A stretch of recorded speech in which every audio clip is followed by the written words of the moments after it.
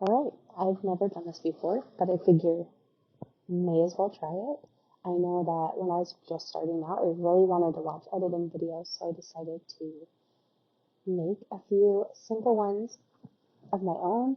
These are, I call them vibrant, and they use Greater Than Gatsby's actions, Photoshop actions, specifically the new Bohemian Rhapsody set. Let's get started. So first what I do is I pop the subject clean. I use almost all clean. And then I boost the background. And for these, I didn't change the opacity at all. I kept them just as they are because I thought they looked good. Sometimes if they're too much, I will change the opacity. So I just go by how I feel like it looks. And then I selected the mask on Pop the Subject because it included the blanket, and I did not want the blanket to be part of my subject. I wanted to be part of the background. So it just darkens it a little bit, takes that pop off.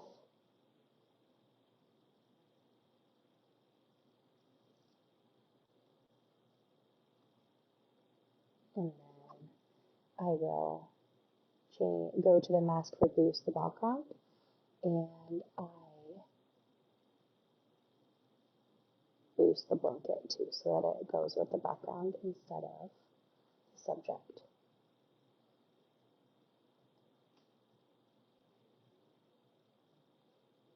Just like that. And I look at the mask on the right hand side as I do it, and it'll show me what I've gotten and what I've missed. So then I go down and I do the portraiture-ish. I really love this.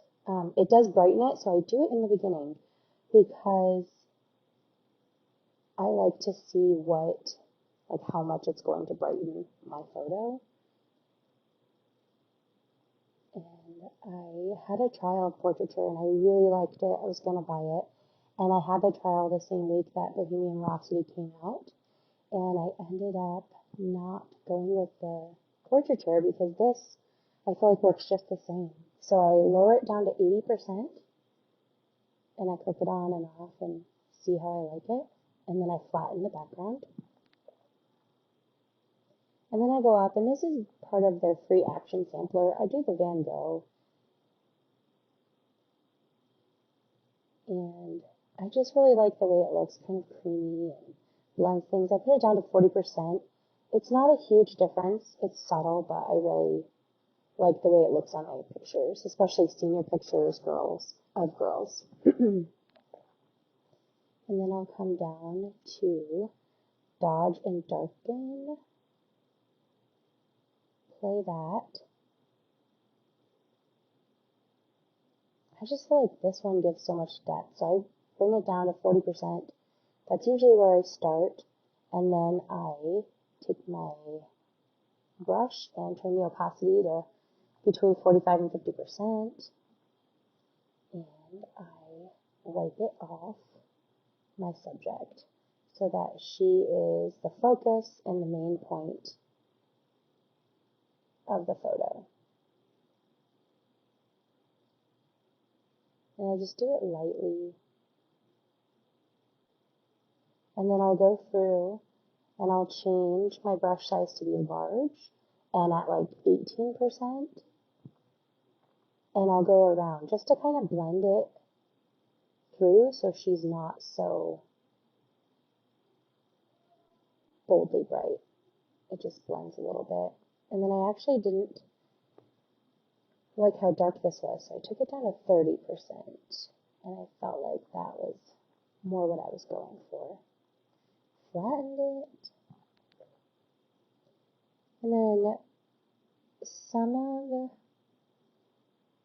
of these actions I feel like make my subjects a little too yellow, just for my style. So I press a little cooler, play that, and then bring down the opacity to where I like it. Flatten it. Press close, it saves it, and it opens it back in Lightroom for me. And when I'm in Lightroom,